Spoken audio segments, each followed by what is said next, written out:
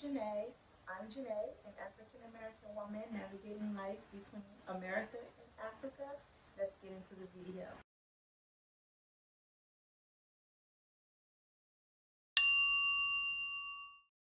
Welcome back. Okay, so today we are going to talk about the pros and cons of living in Africa, specifically Senegal and the Gambia. Okay, so I was going to do 5, then I said maybe I should do 10 each. But I decided to just go with 6. I'm going to say my 6 pros and my 6 cons. Now, some of the pros may be cons for you. Some of the cons may be pros for you. This is my experience and what are the top 6 pros and cons for me. So let's get into it. At number 1, well, not really at number 1. It's not going in no particular order, but number 1 is Teranga. Teranga is the Wolof word for hospitality. Wolof is one of the indigenous languages of Senegal and the Gambia. It comes from the Wolof people. And as I said, it just means hospitality. So the people of Senegal and Gambia, but specifically Senegal, the people are so welcoming, so warming. It doesn't matter where you're from, black, white, Asian, Lebanese. The people there, they treat you with so much respect. I've been offered like food from random people and just people coming up to you asking, do you need this? Do you need that? And it's not everybody, there's good and bad people everywhere, but I can tell a difference when I leave America to go to like Senegal or the Gambia. People are very warm and welcoming. They're happier there. They're happier in their country. So yeah, I would say number 1, Teranga, hospitality. Number 2 is the climate, the weather, right? It's nice all year round. Now, Gambia gets very hot. Like Gambia will get up to the 100s, okay? Blazing. But Senegal, specifically Dakar, I'm gonna say Dakar because it's near the ocean, is pretty much between maybe like 73 to like the high 80s. It's never like too hot for me in Senegal. It's hot, but it's never like too hot. Now Gambia, I'm running looking for the air conditioner. I'm running trying to go to the beach. Gambia is hot, but for me, I like the heat. Now it is only 2 seasons, rainy season and dry season. So rainy season and dry season, that's it. In rainy season, it really does not rain every day. Like, I don't want people to think like rainy season is just raining nonstop. That's not the case. It probably rains just how we get rain, in America or abroad, wherever you're from. It's how we get rain. It just means that that's their season for rain, because when it's dry season, it's dry. They don't get rain at all. So it's like 6 months of rainy, 6 months of dry. That's their year. And the weather is pretty comfortable for me. Now it does get hot in the Gambia, like I said, but I'm never too far from the beach. That's one of the things I like when I'm in Senegal and Gambia. I'm never too far from the beach. So I can always cool down. And like I said, the air conditioner, trees, sit under, it's a laid back lifestyle. You're just chilling. So I'm never really like uncomfortable. Okay, number 3 is I'll go with ownership. When you buy land, when you buy a home, it's yours. There's no property tax.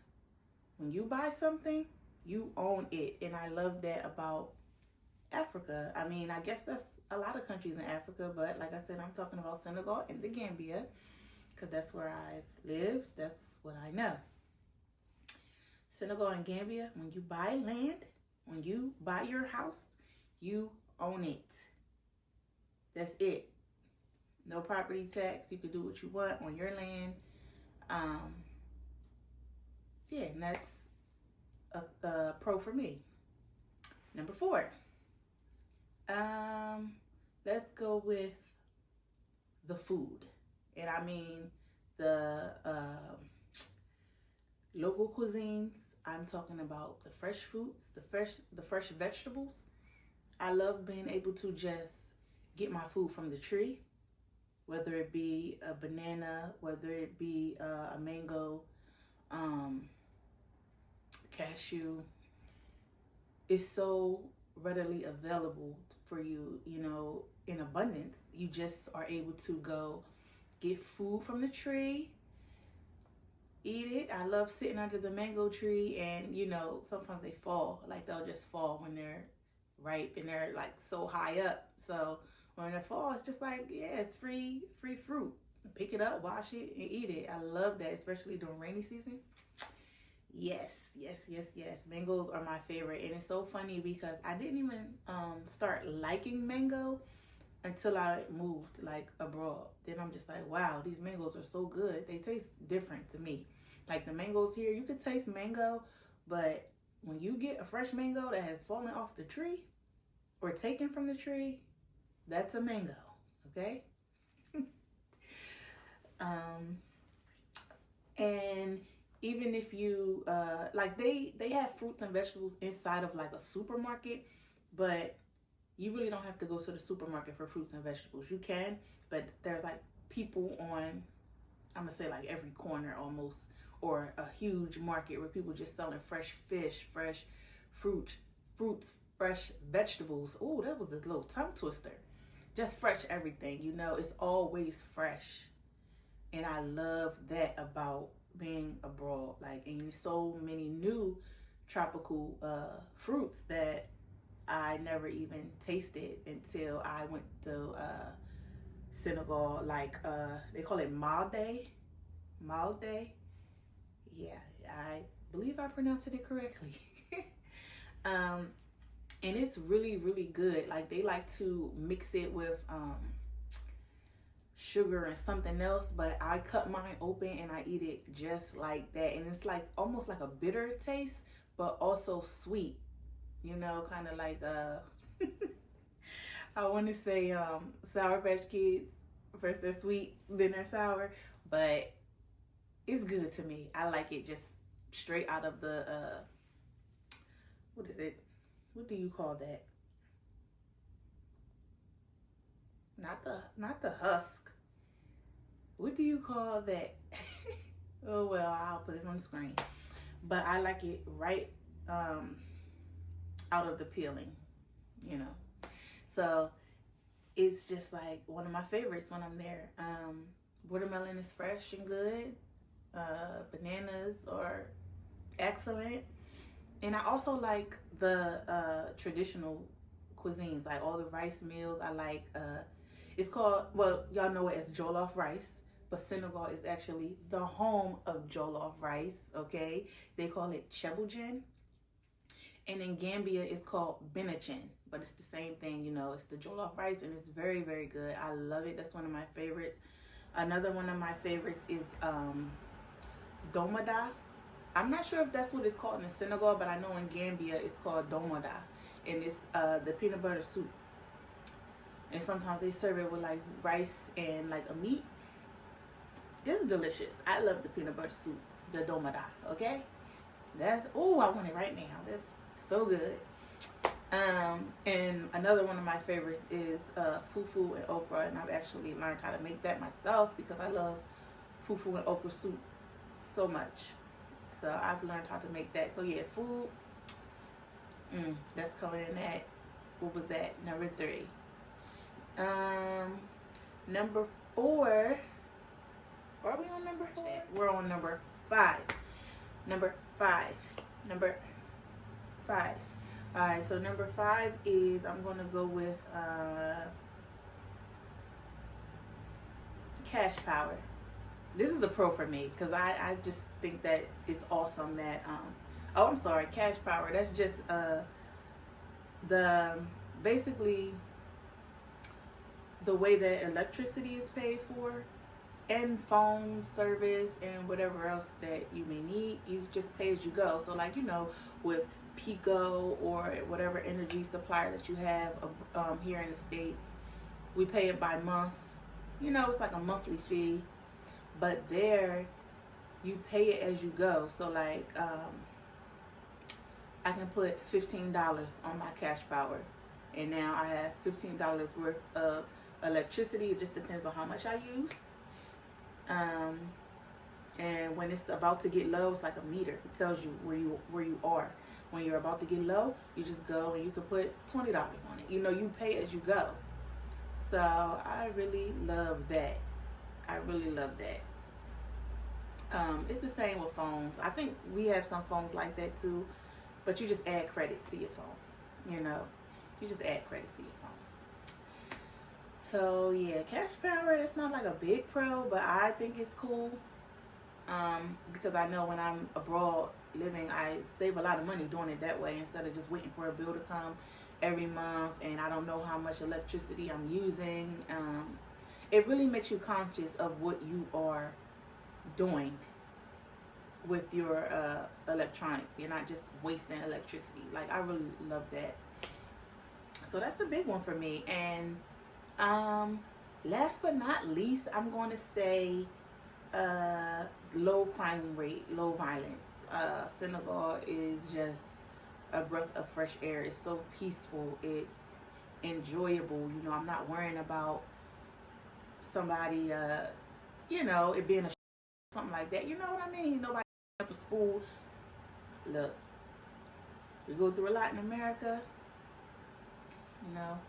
Land of the free, land of the Second Amendment. But listen, I love being somewhere where I do not have to worry about nobody with no guns. Like, people don't even own guns. I see police sometimes with them, but like the citizens, that's not even on their radar. Not even on their radar. So that's something that I really love about Senegal and Gambia as well, because Gambia is peaceful for the most part. There's petty crimes in both places, and when I say petty crimes, I mean like,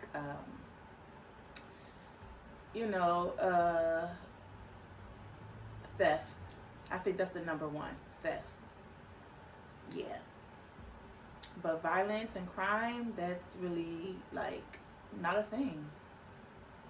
And if it is a thing, it's going to be something that people are talking about probably for months. Like, people will be scared to come outside. Like, that's not a thing. So that's something that I really love. All right, I'm about to, let me check this camera. We're still, oh,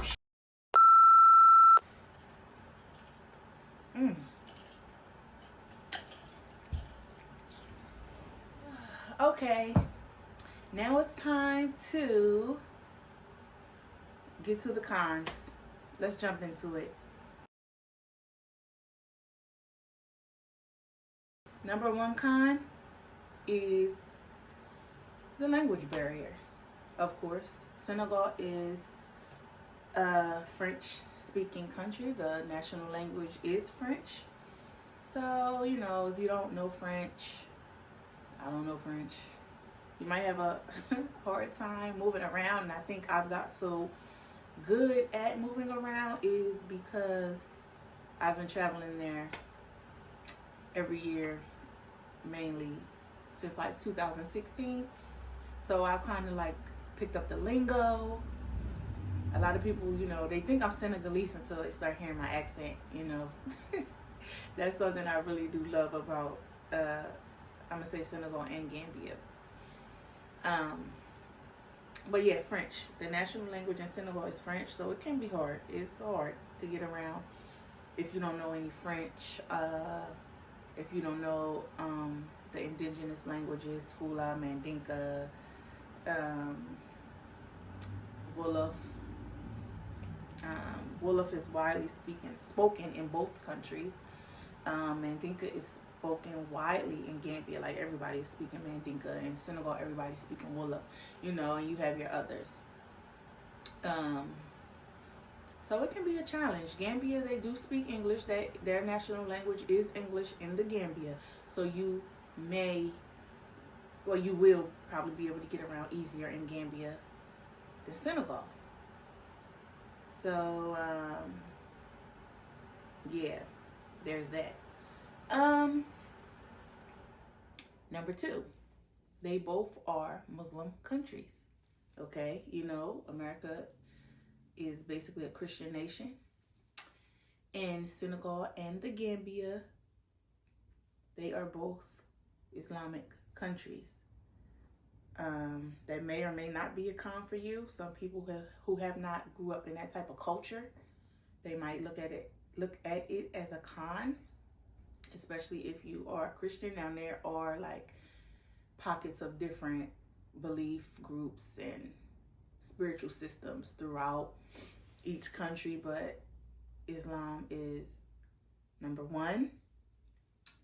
It is the most practiced, and they take their religion seriously. So if you're going to consider either one of those countries, you have to respect their way of life, their religion. So yeah. Number three, I'll go with the infrastructure. Okay, so I had mentioned before that I like the cash power, with the electricity running on the meter where you just pay as you go. Sometimes electricity may not be constant. Now, if you're in Dakar, the capital city, they have become pretty stable when it comes to constant electricity. But in Gambia, you can be sitting there writing, the lights go out, and you'd be like, the lights go out. That's it. You're in the dark. Boom. Okay? Now, I've had that issue in Gambia. Not much in Senegal. I'm lying. When I was staying in the bush, I had that problem. See, I'm so used to being in Dakar. Dakar is the capital city. So they pretty much got their infrastructure kind of stable. But once you venture out, like where I was in the bush, yeah, sometimes we would just lose power. Lights are out. It never was really too long in Senegal that I experienced power outage, but in Gambia, we would be sitting there for like 2 hours with no light. You're done. No light. So, but I mean, you get used to it. And now you can have a generator. There's options, but for us, we just deal with it. Flashlights, battery powered lamps, candles. You know, you go outside, look up at the stars because it's so dark. You can see the stars. You can see shooting stars. You can, you know, get a little bit more in tune with that nature that you're not really in tune with when you are out at night in the US or wherever you are, just simply because there's street lights, there's lights from buildings, there's lights from businesses. When it's completely pitch black, you will be surprised at how many stars you see in the sky at night, and it is absolutely beautiful. So there's that. Not only that, it's the same with like a cell phone. You know, here you rely on your cell phone provider to give you data, the speed that you need. You just pay it on the bill every month. There, like I said, it's the same with the cash power. You are paying for your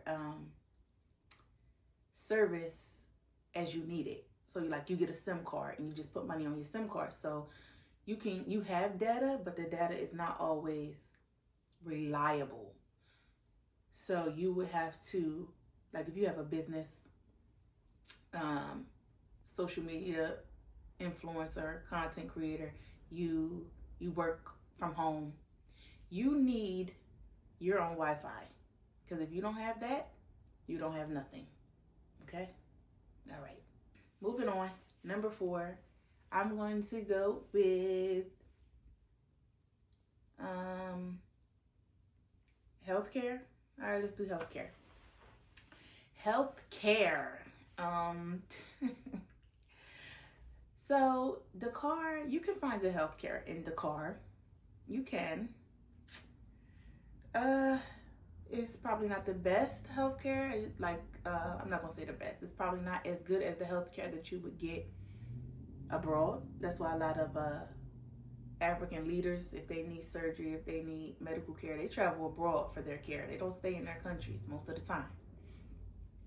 And the reason for that is healthcare can be very scarce, especially like that issue I just told you with the lights going out. Everybody don't have a generator. So if you need something important and you're under and the lights go out, what's going to happen to you? Okay? I don't know. Also, there's no health insurance. You know, here we rely on our health insurance. There, everything's out of pocket. You got an emergency, you got to pay it out of pocket.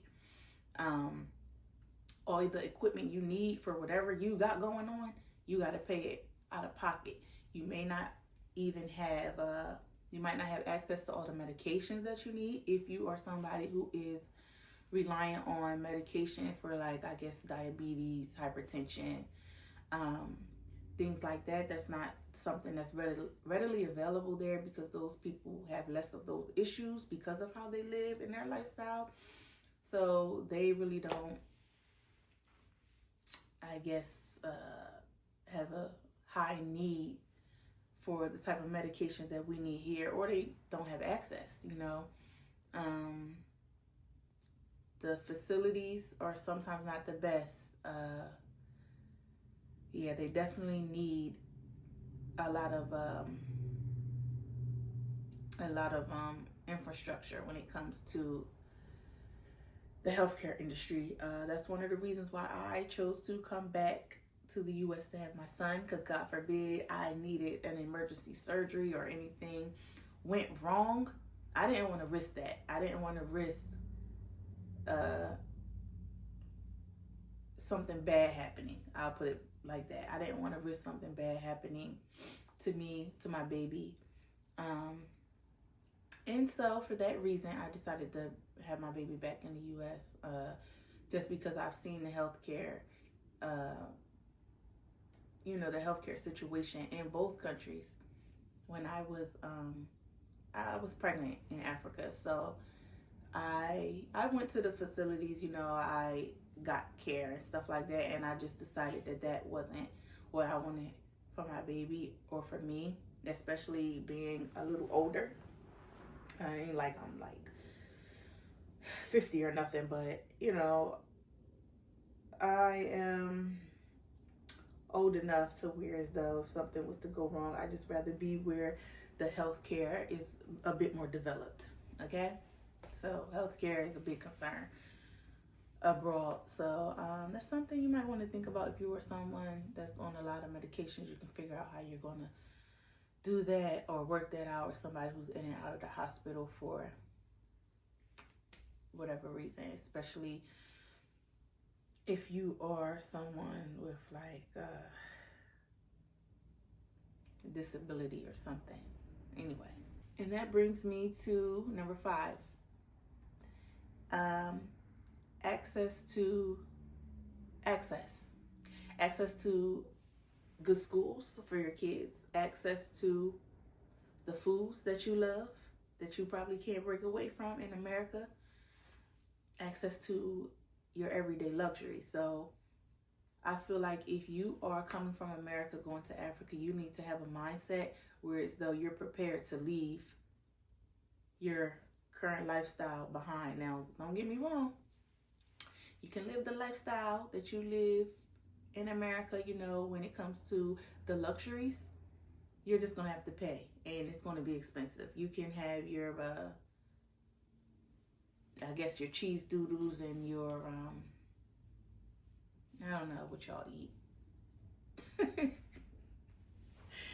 But whatever you would like to have, there's always an option to ship things. There's always an option to pay more for it. Then it's going to be more than you would pay here.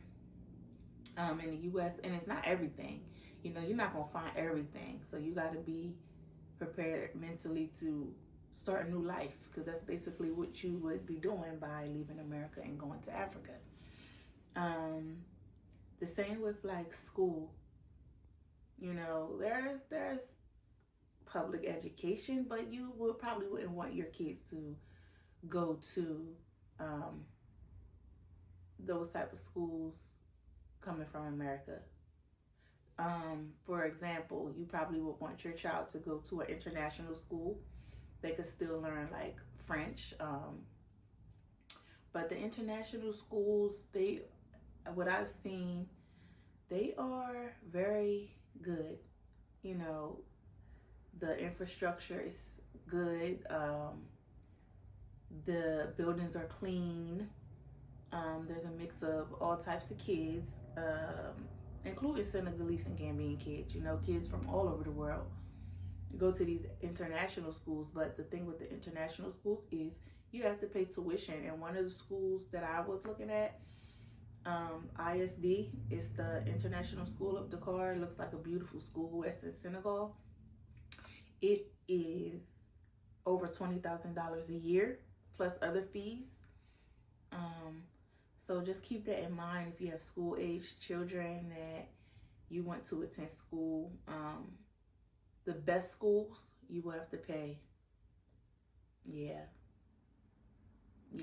They have other schools, like, well, I guess what we would consider public schools, but from what I've seen, they are not developed.